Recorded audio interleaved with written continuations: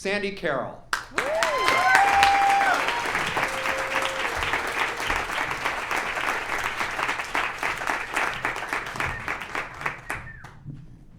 Taller than me.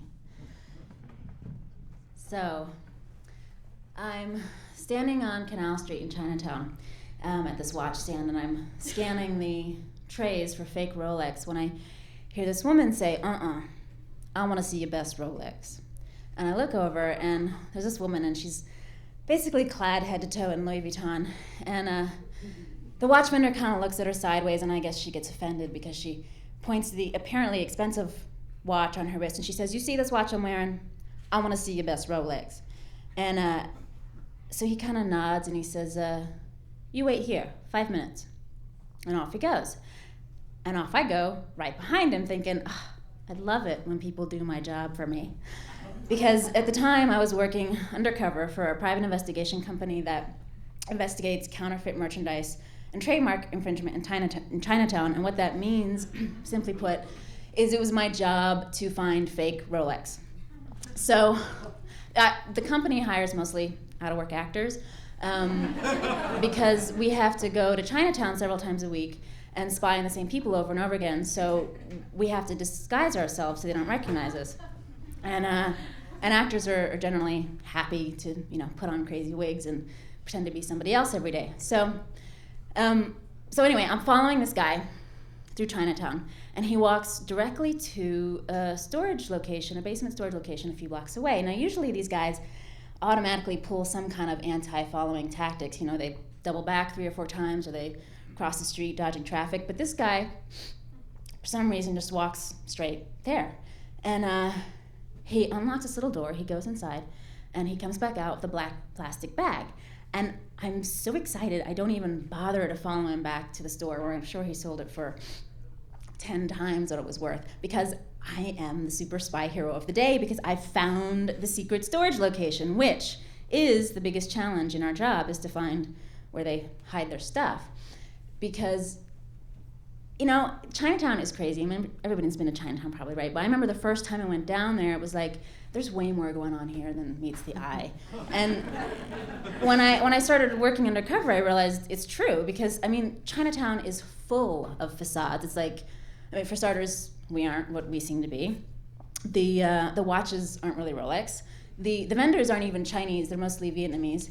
And the woman who looks like she's putting her trash in the corner, she's actually hiding her stash of Louis Vuitton bags in the last place we'd ever think to look for them. Or that wall could actually be a door, which is sealed shut by a magnetic lock, which is controlled by a remote control in the vendor's pocket, and it leads to a series of tunnels and hidden staircases, the likes of which I thought only existed in movies. The secret storage places beneath Chinatown are unknowable. But it's really fun to try to find them. So actually, the job can be a little morally sketchy, because, who really cares if anyone's selling fake luxury goods in Chinatown? But it's true, but for the most part, the people that I bust, for starters, they're making a lot more money than I am. And it's also civil. They don't go to jail. It's not criminal. So they just get their stuff taken away from them. And I have to say, it's kind of fun when you find the secret storage location, because you feel like you're in a spy movie. It's really exciting. So I get really excited when I found this guy's secret storage place. I'm like, I call it into the office immediately. I play it cool, and I'm like, Sandy here, just found a secret storage location. And he's like, oh, great. Did you get a description on the vendor? And I'm like, yeah. He's Asian male, 5'5". We actually talk like this. Asian male, 5'5", medium build, blue jeans and a navy blue jacket. He's got black hair. He did, and he's like, oh, okay, it's great. Anything more specific? And I say, oh yeah, he's wearing these orange-heeled tennis shoes. And it was actually the orange-heeled tennis shoes which made it really easy to follow him through Chinatown. And actually, if you ever want to be undercover, or criminal for that matter, change your shoes. Because people will change their hair or their coats or their pants, but most people, for some reason, don't change their shoes. So I have to do surveillance on this location over the next several days to confirm that it is indeed worth hitting. And I happen to notice that magically there's a park bench located right across the street, perfectly situated for surveillance. So I dress up in like 5 layers of clothing, and I pull a shabby wool hat down over my head, and I park myself on the bench as this like crazy homeless type person. And I mean, homeless disguises are like a cloak of invisibility, because all you have to do is make yourself as unattractive as possible, crazy homeless, and people will choose not to see you. You can do anything and no one will bat an eye. So I'm sitting on my bench and I'm sort of rocking and muttering to myself, for several hours. And finally, Orange Heel shows up and he goes down to his storage location. He unlocks the door. He goes in. He comes back out with his little black plastic bag. And I decide I have to get a closer look. So I cross the street. I'm kind of walking towards him, weaving back and forth across the sidewalk. And just as he passes me, I slam into him. And he drops his bag and a little Rolex slides out, and it's a high-end counterfeit Rolex. I mean, this thing, he was selling it for at least a couple hundred, if not passing it off as real. And he's like, what the?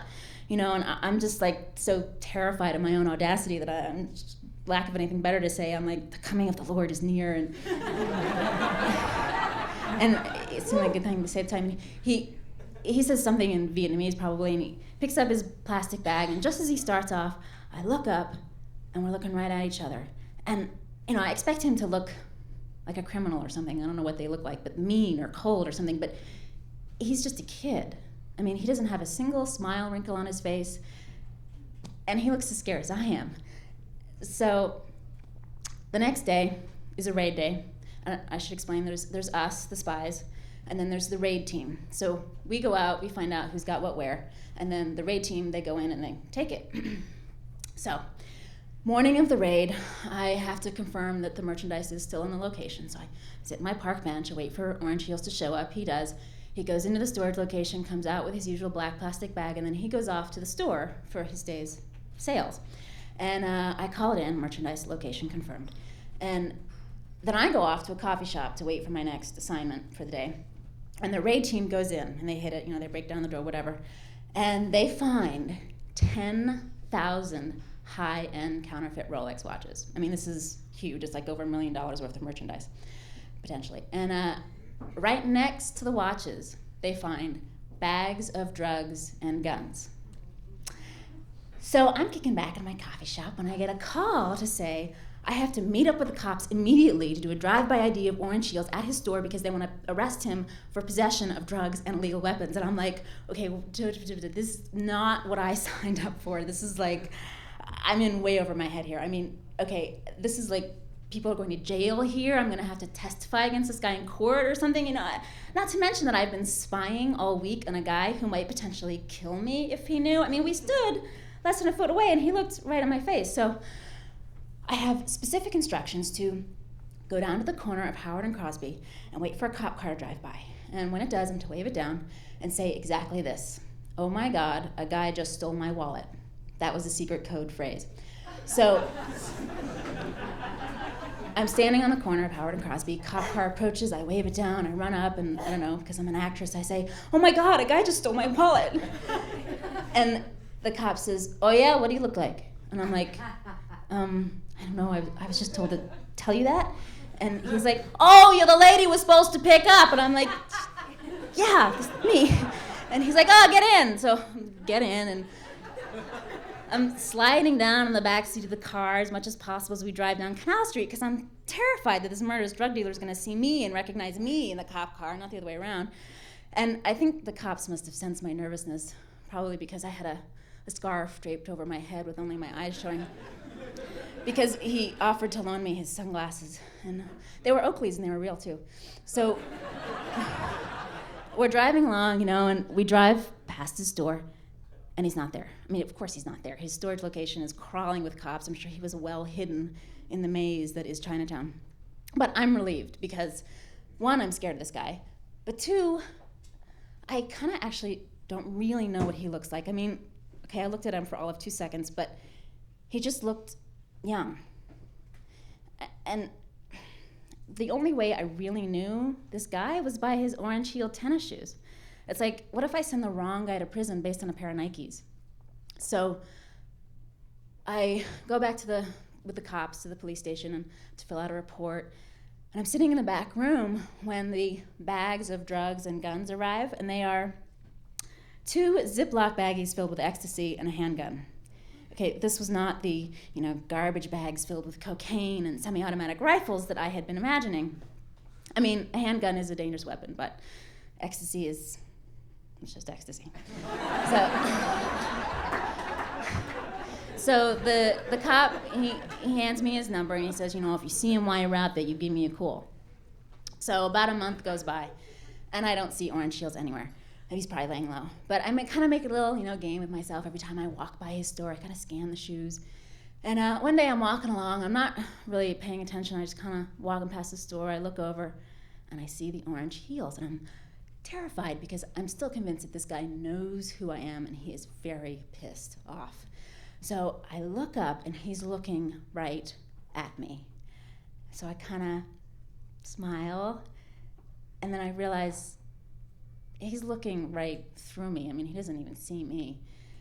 So I'm walking along. I still have the cop's number. I mean, I could call him, but I don't because I kind of like Orange Heels. I mean, I kind of feel like, I feel like he and I are the same. We're both just struggling to get by, which we happen to be playing on opposite teams. And so I'm walking along, and I'm kind of feeling good about myself. I'm like, you know what? I'm a good person. I'm not going to turn you in, buddy. I got your back. And then I realized that's ridiculous because I'm the one who turned him in the first place. It's like, this job, it's like, oh, I'm a sexy, mysterious spy person. But really, it's a power trip, essentially. I'm on a power trip because I have the power to change people's lives. I get to choose who I turn in and who I don't. If some guy's a total asshole to me, I'm probably going to report him. But if it means some 20-year-old kid's going to go to prison for the next 2 years because of a couple bags of ecstasy, I'm not going to report him. Then again, like I said, the authorities obviously don't really care that there are counterfeits being sold in Chinatown. Everybody knows you can go down a Canal Street and get a fake Louis Vuitton bag. So it's like even my power trip is a facade. It's like the facades in Chinatown are unreal, but that is different than being fake, because I think the best parts of Chinatown and probably life are unreal. It's just the watches that are fake. But actually that's not true. They finally got the test back from the lab on the 2 bags of ecstasy, and it turns out even the ecstasy was fake. Thank you.